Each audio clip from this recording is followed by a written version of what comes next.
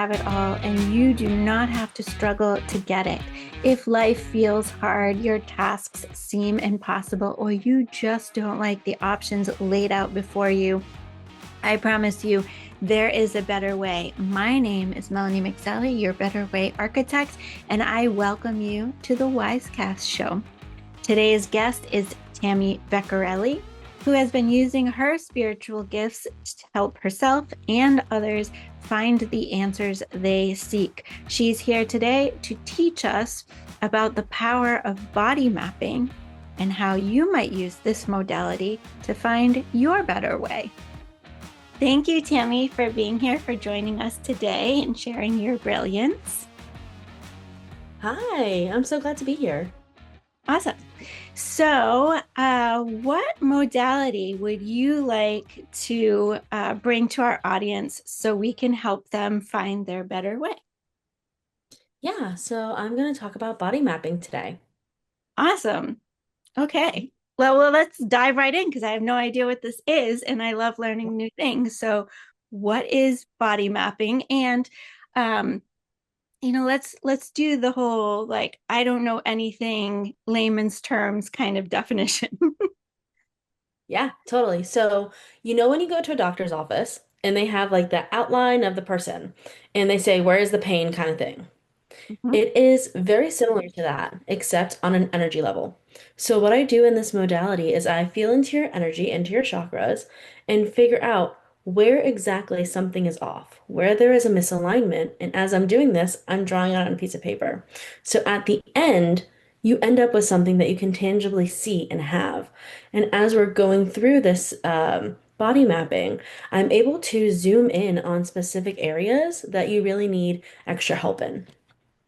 Awesome. So if we continue on this doctor's office analogy, most Yeah. times go to the doctor's office, we have to tell them like what's been going on and what our ailment is and all the things. Are you saying that instead you would tell me what's wrong with me? So it was, in a way, I guess, yes. In a way, it would kind of start out like we're talking right now, like, hey, how are you doing? How are you feeling? Kind of what's going on with you?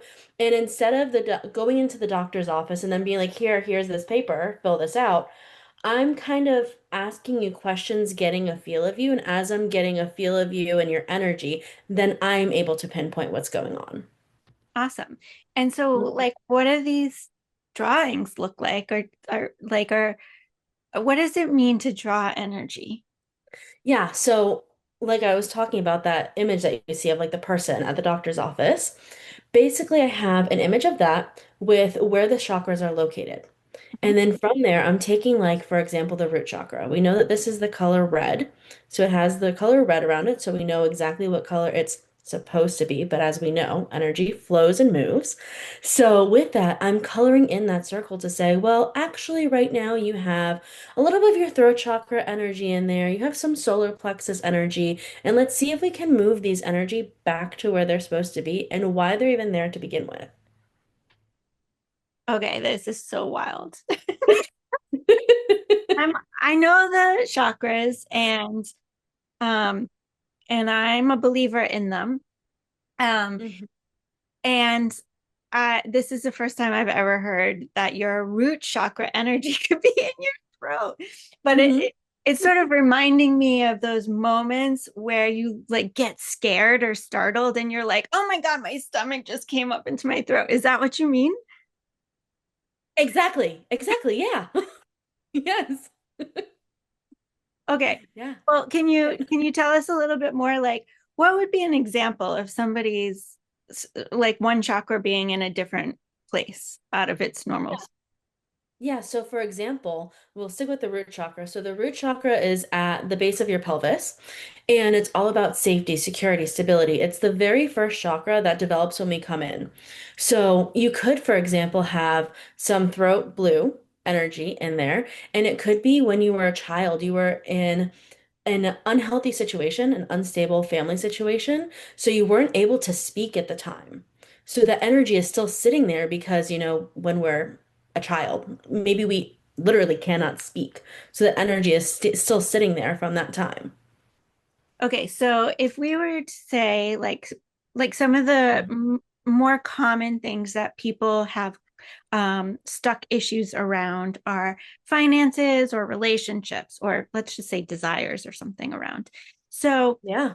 if somebody comes to you and is like, I want my financial abundance, or I want my lifelong partnership, is this something where you can do this energy work to identify like why they don't have what they want? Absolutely. Which with that, I would tend to say that that is probably something in the heart chakra. It's a green or pink color. And that's because that's all of our giving and receiving. So are you able to give love? Are you able to receive love? And with that, those other energies might be entering into the fold and kind of mixing things up a little bit. Yeah. Yeah. Okay. Hmm. So I have a client who like everything is hard. Like everything they do is hard. It's like a struggle. Hmm. What would they come to you for? Like what would be an exchange for them? So for them, I would say, where is the root of the struggle coming from? Where in your energy is that stuckness coming from? Is it in your heart chakra, like I said, the giving and receiving? Is it in your root chakra where you're not able to find a sense of stability within yourself? You know, where can we find that block that's holding you back within your energy? Because we get stuck for a reason, but we can also get ourselves unstuck if we choose, because we have free will. Mhm, mhm. I'm just like going through the big examples Yeah. that I have in my world. Yeah. So another big example is purpose. Like people feel like, oh, what Mhm. is my purpose? I don't know what my purpose is. What am I supposed to be doing? And even if they're, later in life, they've done a career and they're like, I like, what is my purpose? So what is that session like? Like what are they? Sorry, I keep throwing you curveballs. No, you don't. I love that you asked this question because these are the people that I work with. These are the people that I work with. I work with the people that have done all of the things right. You know, they've gotten the degree, they are a parent and they like are supposed to love it, or, they've done the career and they're just feeling this like unfulfillment in life. And it's discovering, where is that unfulfillment? Where is that lying within you so that we can uncover it and you can live the life that you want. Okay. So is it kind of like when you have the drawing done, is it kind of like an ink blot on top of a human form? And so you can Yeah. see all the colors and you're like, these colors are in the wrong place. Yeah, exactly. So it's like on the form, there's different circles. And then within the circles, I can see, okay, this energy is here. But then the really cool thing is, if you think of like a microscope, I can, in my vision, zoom into that specific area. So it's like I went from the person overall to like a specific area that we need to work on. And when I do that, I start to feel into the person's energy more and questions start coming up and emotions and stories that they're holding on to start coming up that we can release. Cool. Do you Hmm. ever get like, I don't know, like just have you ever looked at a drawing at the end and be like, wow, I just wasn't expecting that? Or Absolutely. All the time. Yes. Hmm. And is this something that people can do for themselves or something that like you need a special skill for or No, I don't think so. I feel like it's something that we all have our own energetic bodies. I mean, we're living the experience in our energy and in our body. It's just most of us have never tapped into it before. So it's just you have to recognize I'm a being, a spirit, having a human experience, and feel that energy within you. And as soon as you do that, you can do this yourself. okay. So I struggle with this because my I have expanded my energetic field to be global, to Mhm. have like this global experience. And so when I do things like this, feel the energy in between, I don't feel them because my energy field is like way out here. So when I go like this, I Mhm. don't actually feel like it doesn't feel tangible to me inside my hands. Interesting. Okay. Yeah. And so when people are like, tune into your energy and feel it, I I don't feel it. And so have you ever had people come to you and be like, there's something wrong with me. I don't feel it. Absolutely. And as you were saying this, for you in particular, because your energy is so expansive, have you ever tried to pull it back to you? I have, Mm-hmm. and um I have, and I can visualize the experience of it coming in. It's almost like this gigantic raindrop, and I can see it being pulled in, but it's literally like it takes a long time because it's like going across the world to pull that side in, across the world to pull that side in. And so yeah, so I've never actually felt the energy between my hands. Even when I feel like I'm pulling it in, I see the strands and I see the edges of the bubble coming towards me, but I don't like feel it. Does that make sense? It does, and it's so interesting because I feel like we have the opposite. I feel like I'm the person, like when I think about pushing out my energy or like having like a protection bubble around me kind of thing, it takes so much effort for me to do. So it's almost like we have the opposite thing. That's really, really interesting. Yeah. And what's really interesting for me is like, I never used to be this way, but Mhm. now if I go to um, like a festival or a place where people are protesting, I can't be there for very long because like all their energy is just so it's like I have no barrier between me and it, and Okay. and it just feels so like combative, like raw combative. Yeah. Yeah. I have the same thing. Like there was I was in Italy recently, and when I was there, I was like, "Oh, I'm gonna go to this like island in Venice," not knowing that there was a protest there. And as soon as I got off, I was like, "I need to walk away. I need to go somewhere else. I can be here." Like I could not energetically take it. Yeah, yeah. Mhm. And I'm not like I'm not an empath. I'm not somebody who like takes on emotions or things like that. So, yeah, it's interesting for me. Yeah. Yeah. I don't take on other people's emotions.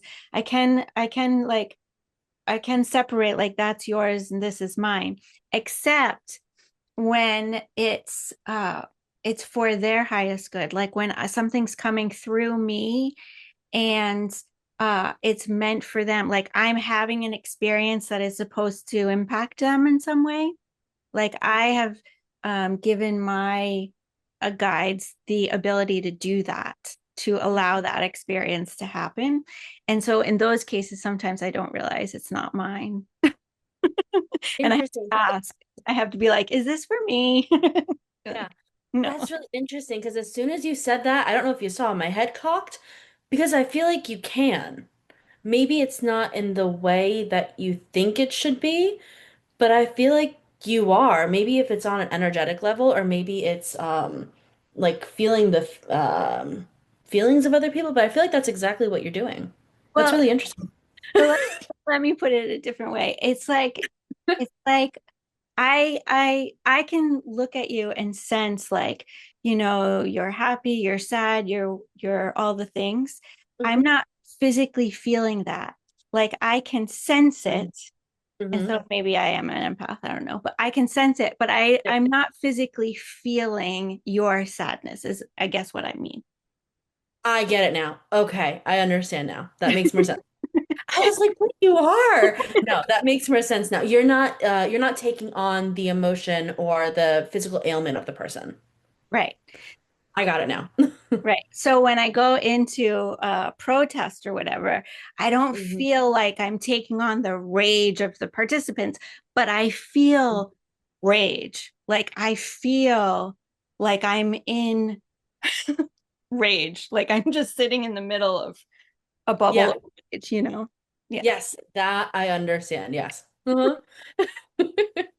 Hmm. Awesome. So how did you get into this? How did you even hear about this? I've never even heard about it. You haven't heard about it because it came directed from source. through me. So I've met one other person recently that does something similar, but I don't know if it exists outside of me. I don't know. I'm sure it does somewhere else. But the way I came to this is through my own healing journey of even recognizing and realizing that I had gifts and then developing them over time. Awesome. Awesome. So we talked earlier off camera about this of you sort of mapping other people's modalities. Is that, did I say that correctly? I Of don't think so. okay. It's possible. It's something about of like creating modalities. Like Yes. okay, Hmm. I knew Yeah, it yes. there. Yeah. Um, yeah, I think what we had talked about before was I feel like there are these new modalities, like you've talked about, are coming about. So this that we're talking about is one modality, and then there's this other modality that I do that has to do with the soul contracts that connect people together. Hmm. Oh, so like relationship soul contracts, Yes, exactly. like Hmm. twin flame, or I don't know what the official terms are and stuff. Exactly. Yeah. Awesome. Yeah. And so these aren't modalities that you create, are they? Or are they? I don't know exactly. Like, I know that I get inspiration from source. They come through and then I like start doing them. If they Oh, already exist somewhere else, I don't know. But I know that I'm being called to do them. So maybe I'm creating them. Maybe source created them. I don't know. okay. So I totally misunderstood, but that's Mhm. okay. And it's cool. Um, Yeah. and so okay, so these are contracts with other people. So tell me a little bit about that. It's like your contract, their contract, your contract together. Yes, exactly. So have you ever heard of red string theory before? I think so, but refresh me. And anyway, refresh everybody.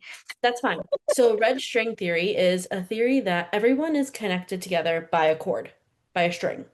So, in the modality that I do, I can see that right now you and me have a cord together because I mean, we're on this call together, you know? I can see that I have cords that connect me to my mom because, she's my mom.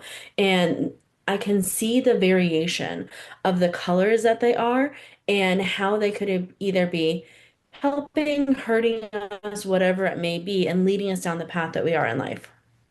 Okay, so this is not just like intimate relationships, but all relationships. No. Yes. Mm-hmm. Yeah. Yeah. Okay, and so if somebody is like, I am interested in this guy and this guy, which one's better for me? That this would answer that question. Yeah, I would totally be able to be like, this one I can feel this is going on, and this one I'm feeling maybe might be a better choice. You have free will, you can choose whatever you want, but Yeah. this one might be the better path. Okay, and so if somebody say has um, a tumultuous relationship with like their parent or their child or their sibling or their whatever, um, they would come to you for what? For guidance or just insight into why it's tumultuous? Insight into why it could be tumultuous and maybe what patterns you're following, what stories are happening that are affecting the situation so that you can reorder your life to live a more aligned life. Hmm. And does this also, is it only in this space and time? I know we are getting into the like as No. No. so it could be like a past life with this person is influencing the current reality. Absolutely. Hmm. I love how you get how expansive it is. Yes. Mhm. I like to just, ask all the questions because you never know who's listening and they might have this question. And Yeah. I also ask the questions intuitively. So it might Mhm. be that source knows who's going to watch this and is having me ask a question in accordance. Yeah. Yeah, totally. Yeah, so an example of this is I had a client that had been feeling really stuck in life for a long time and feeling like there was a home situation that was just not what they wanted it to be, and they were feeling stuck and like they couldn't really change anything. So part of the thing that we realized was actually part past life, that there was a person, and my lights just flickered. That was weird.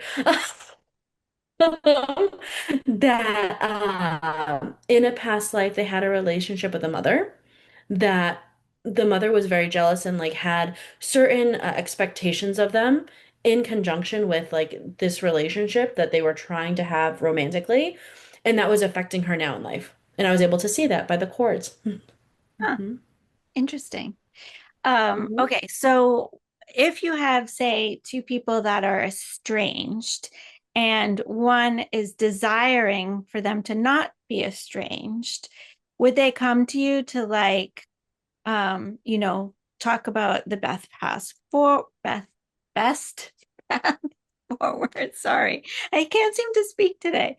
Um, or to like gain more understanding as to like what might be in the way, what blockers, or et cetera, et cetera. Absolutely, yeah. Yeah, absolutely. Through the work that I do, we can fully not only understand what is going on, but maybe even like work the chords a little bit so that it can make it easier for that union to come back together. Hmm. Okay, so you've talked to us a little bit about how you got into these modalities. Are there any other modalities that you want to share with us, talk with us about? There, um, I was going to say something. Sorry. Anyway, is there any other modalities that you want to share with us? Um, I I think that's really it. The thing that keeps coming to me personally as like downloads is just this sense of intuitive artwork and helping people to um learn how to connect in with themselves, because I feel like yes, these things are coming through me, but it's meant to be taught to others also. It's Mhm, not supposed to be like just held within me. mhm. Hmm. Cool. So it's kind of like teaching other people how to use whatever modalities that Yeah. they have. Yeah. And so along those same lines, is your connection and downloads, do they help people figure out what modalities they have? Hmm. Awesome. Yeah. Awesome. Yeah. And okay, intuitive artwork. It's interesting because I had this whole journey because I have a technology background. So I had this whole journey of being an intuitive and being a technologist, and like I'm going to be an intuitive technologist. And my mom was always like, what does that mean? I'm like, I don't know. I'm going to do it. And here we are. Yeah, exactly. You never know the path that it's going to lead you down. You might think you know, but you don't really know. Right. Yeah. Mm, I like the I don't know path. I like the yeah, I don't know. It's like it'll just happen. I don't know. yeah, exactly. I can delegate that. I don't need to know. Uh-huh. Yep. Is there anything else about like your background or your journey that you want to share with us? Yeah, sure. I feel like a lot of people think of like a spiritual journey as this like really big thing Mhm. that like you have to go through. And my journey in particular was not that. It was, I started out by doing essential oils and crystals and got to this point. So like it's okay sometimes if you only have enough time, space, and energy in your life to do like a small practice, because over time it can build up. Yeah, yeah, for sure. I I'm sorry. I am so used to people rambling on, and I love that you're succinct because I'm that way. But it's also throwing me for a loop because I'm like expecting you to go into this big story and you're like very crisp and precise with your answers. So I love it. Anyway, no, I totally agree. And also I would say like it doesn't have to be like this Big Bang theory either. You know, Exactly. you just Hmm. have to be like, whoa, I'm spiritual. This big thing just happened. I was gonna swear. Yeah, I mean it's that, and also most likely, because I know there are people that are very neat and organized, it's gonna be messy. It's gonna be messy along the way. It's okay that it's messy along the way. Yeah.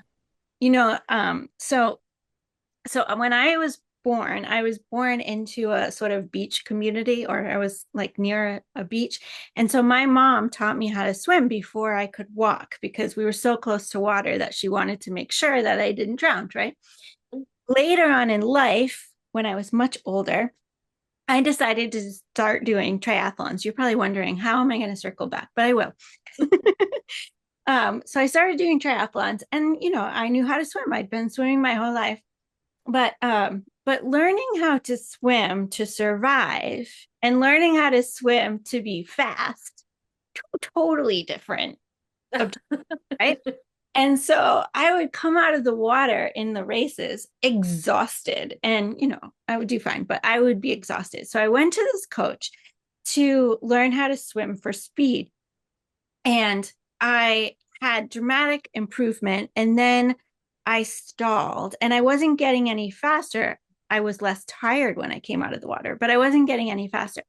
And she said, Melanie, learning how to swim is not linear at all. You know, Hmm. it's like one of these things where you're like this, and then you're like that, and then you're like that.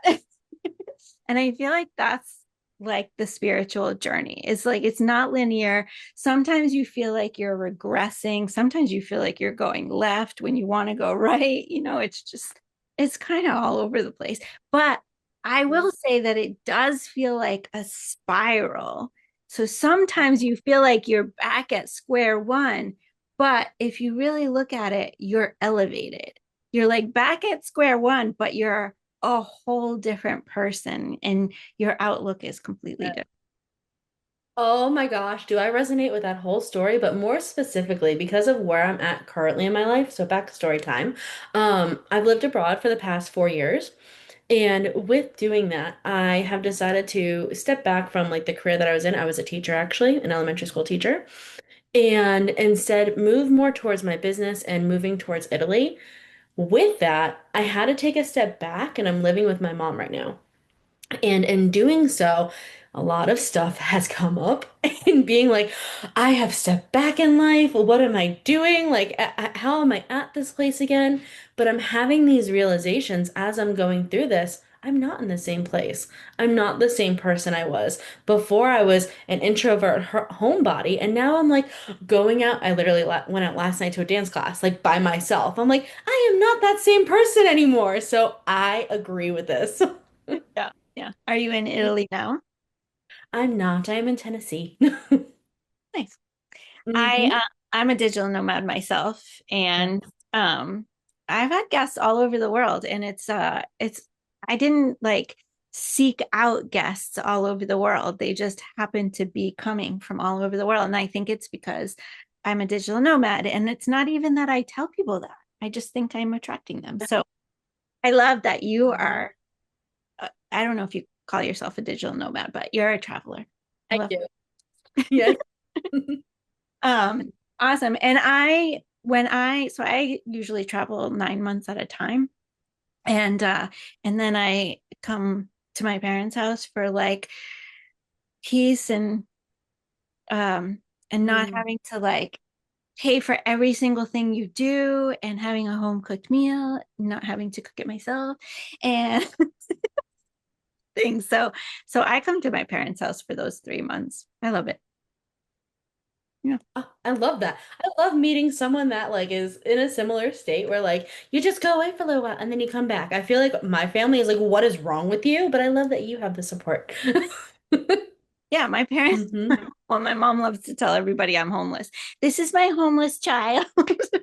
I'm like, yep, I am, and I'm Yep. proud of it. I have been homeless for 6 years, and yeah, I love it. That's awesome. I love that. Hmm.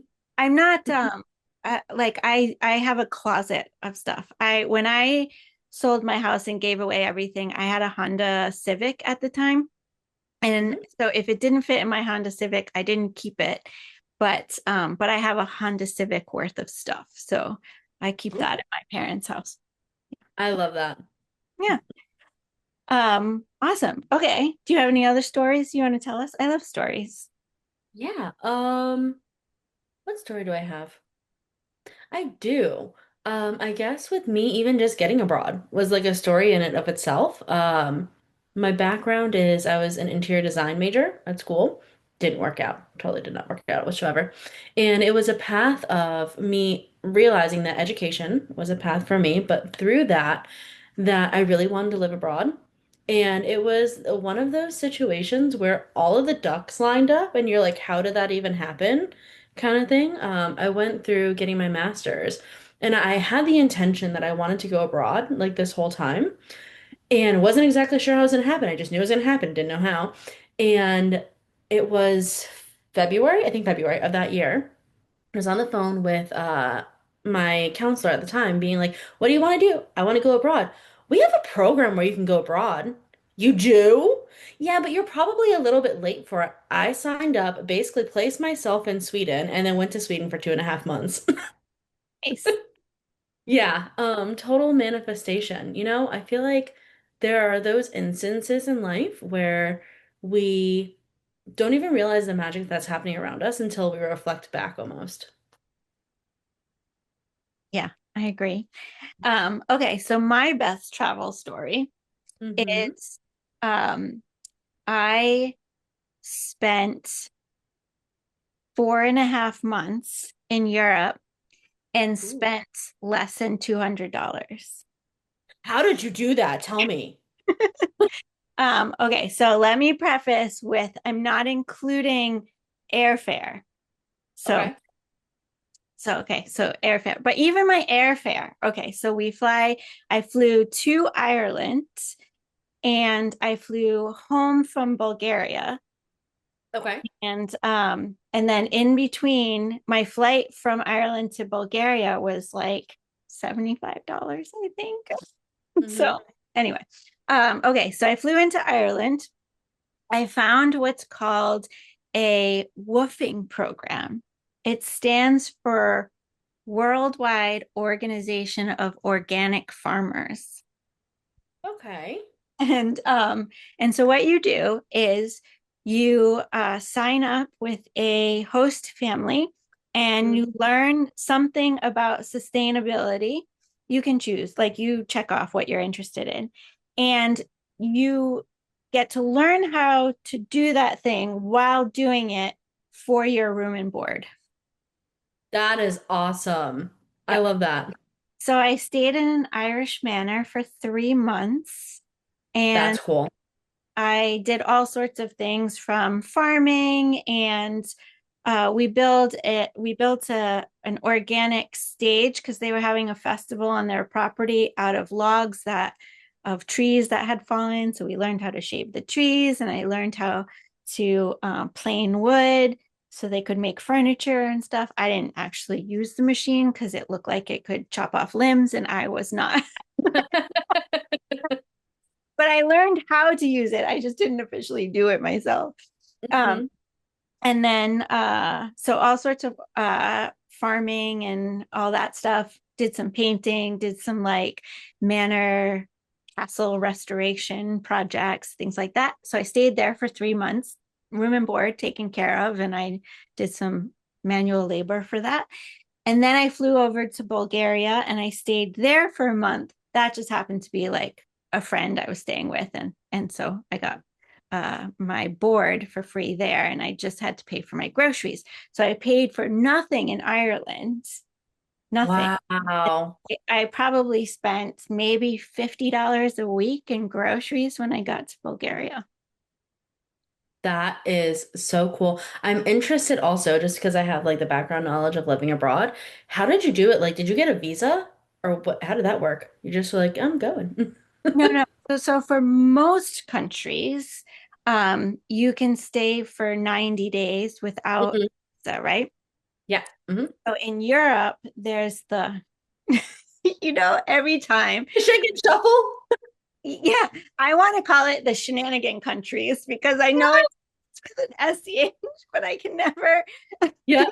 remember the name. But it's the countries in the middle that are Yeah. paperless. And so for that, you get 90 days total across all the countries. Hmm. And so that is why I didn't enter Europe earlier because I had planned Okay. Bulgaria for 3 months. or sorry, a month and a half. And so I couldn't go anywhere because Bulgaria had just entered that region the year before. And I thought it was Okay. outside. So I thought I was going to get three, and 1.5, but I didn't. So anyway, so I went late into, so you get 90 days across all of those, and you just have to Yeah. leave, and you have to be gone for 90 days before you can return.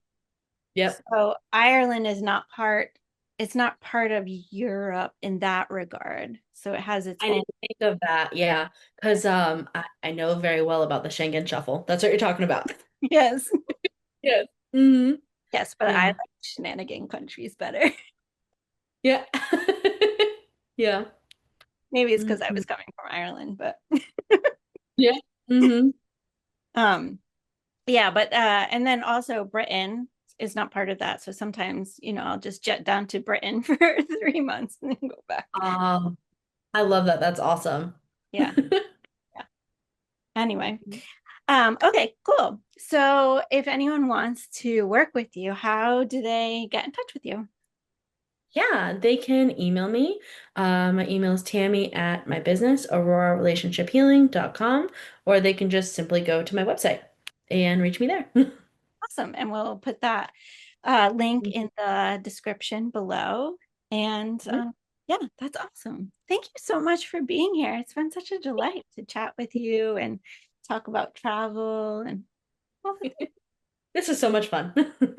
I have one more question, actually. So, for the energetic work, the energetic drawing, is that strictly one-on-one, or if like, is there types of situations where you can do it on a group level?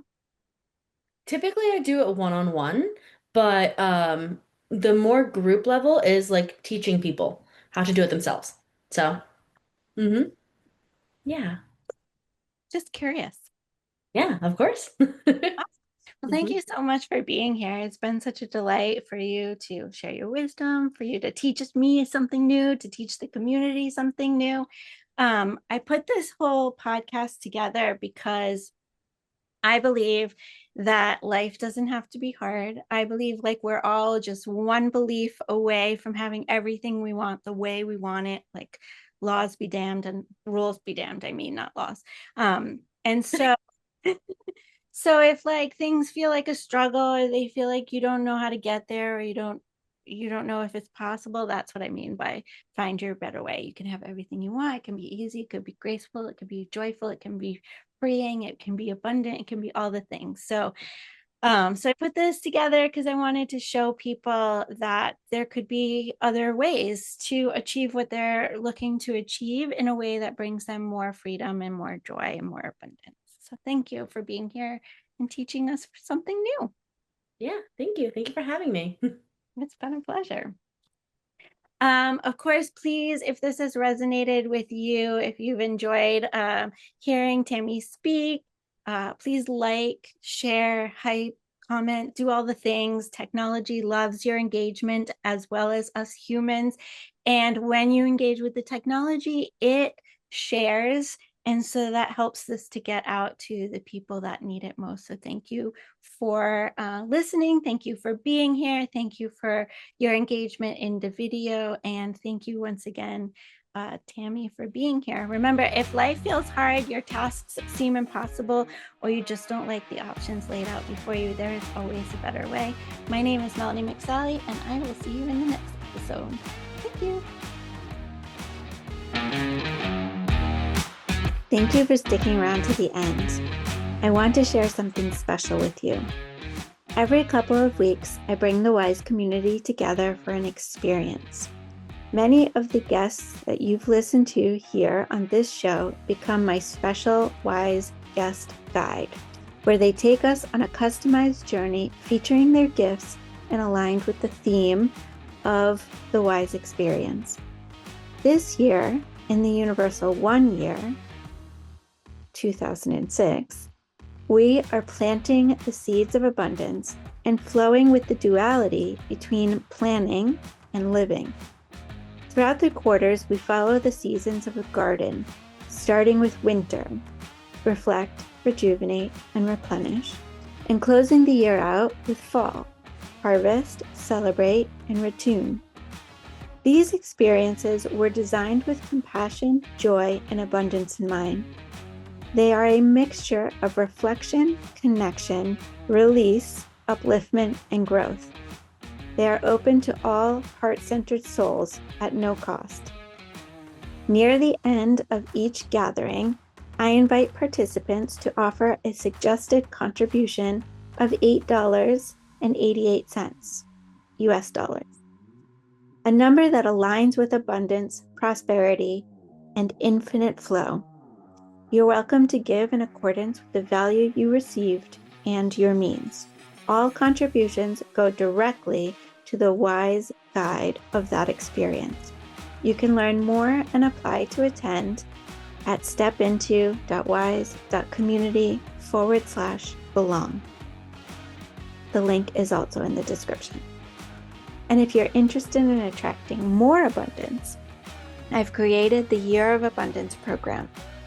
When you join the Year of Abundance, you receive access to 2 live Wyze experiences each month of 2026.